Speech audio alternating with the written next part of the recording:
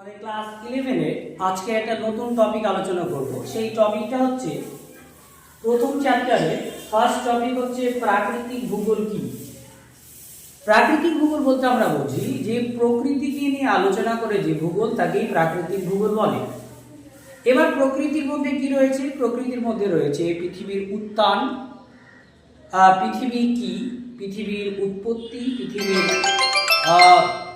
গঠন, তারপরে পৃথিবীতে থাকা বায়ুমণ্ডল, বায়ুমণ্ডল, মৃত্তিকা, মৃত্তিকার বৈশিষ্ট্য, এছাড়াও যদি বলি পৃথিবীর উপর অবস্থিত সমভূমি, মরুভূমি, মালভূমি ইত্যাদির যে আলোচনা তাকে প্রাকৃতিক ভূগোল বলে। তো চলো আমরা দেখে নিই এই প্রাকৃতিক ভূগোলের সংজ্ঞা কি। দেখো, প্রাকৃতিক বিষয়বস্তু যেমন পৃথিবীর জন্ম, ভূপ্রকৃতি, ভূ অভ্যন্তর, পাহাড়, পর্বত, মালভূমি, সমভূমি, মরুভূমি, বায়ুমণ্ডল, বায়ুমণ্ডল, জীবমণ্ডল প্রভৃতি নিয়ে আলোচনা করে যে ভূগোল তাকে প্রাকৃতিক ভূগোল বলে। এই প্রাকৃতিক ভূগোলের সর্বোচ্চ গ্রাহ্য সংজ্ঞা দিয়েছিলেন কার্ল রিটার। এরপর আমরা দেখে নেব এই প্রাকৃতিক ভূগোলের বৈশিষ্ট্য। প্রাকৃতিক ভূগোলের প্রধান বৈশিষ্ট্য হচ্ছে প্রাকৃতিক নানান উপাদান আলোচনা করা, প্রাকৃতিক বস্তুর উৎপত্তি, অবস্থান ও ব্যাখ্যা প্রদান করা হচ্ছে ভূগোলের একটা গুরুত্বপূর্ণ বৈশিষ্ট্য। তাহলে এখান থেকে তোমাদের প্রশ্ন করতে পারে যে প্রাকৃতিক ভূগোলের আলোচনা, যেমন বলতে পারে বায়ুমণ্ডল হলো প্রাকৃতিক ভূগোলের আলোচনার একটি বিষয়। তাহলে এটা সত্য না মিথ্যা লিখতে দিতে পারে। তাহলে আমরা লিখব ক্লাস 11 এর একটি গুরুত্বপূর্ণ টপিক জ্যোতির্বিজ্ঞান ও মানচিত্র বিজ্ঞান। এই জ্যোতির্বিজ্ঞান আর মানচিত্র বিজ্ঞান, এই ভূগোল, এটি হচ্ছে প্রাকৃতিক ভূগোলের একটি শাখা।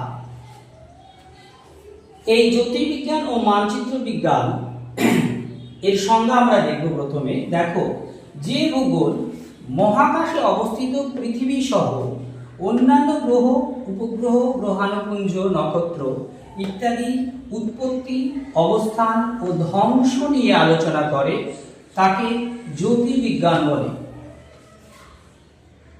আর পাশাপাশি যে ভূগোল পৃথিবীর মানচিত্র তাছাড়া অন্যান্য গ্রহের মানচিত্র নিয়ে আলোচনা করে তাকে মানচিত্র ভূগোল বলে।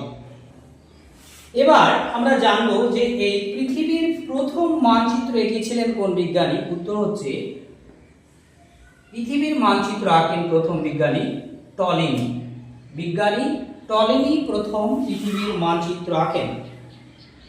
আর এই জ্যোতির্বিজ্ঞানীদের মধ্যে প্রথম এরাটোস্থেনিস পৃথিবীর পরিধি নির্ণয় করেন। দ্রাঘিমা রেখা এবং অক্ষরেখা তিনি নির্ণয় করেন এবং দ্রাঘিমা রেখা আর অক্ষরেখার ভিত্তিতে তিনি এই পৃথিবীর মানচিত্র আঁকার চেষ্টা করেন। তবে পৃথিবীর প্রথম মানচিত্র এঁকেছিলেন, উত্তর হবে টলেমি। এবার আমরা দেখব যে এই জ্যোতির্বিজ্ঞানীগণ তাদের কয়েকটি নাম। জ্যোতির্বিজ্ঞানের যে বিজ্ঞানীগণ রয়েছে তাদের নামগুলো আমরা দেখব।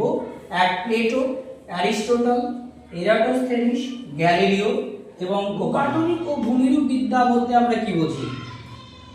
যে ভূগোলে পৃথিবীর অভ্যন্তরের গঠন এবং পৃথিবীর উপরিভাগ বা ভূপৃষ্ঠের ভূমিরূপের সৃষ্টি ও বিবর্তন নিয়ে আলোচনা করে তাকে ভূগাঠনিক বা ভূমিরূপ বিদ্যা বলে। তাহলে পৃথিবীর ওপরের গঠন এবং পৃথিবীর ভিতরের গঠন নিয়ে যে ভূগোল আলোচনা করে তাকে বলা হয় ভূগাঠনিক ও ভূমিরূপ বিদ্যা। এবার এই ভূগাঠনিক ও ভূমিরূপ বিদ্যার জনককে না, জনক হলেন উইলিয়াম মরিস ডেভিস বা WM ডেভিস।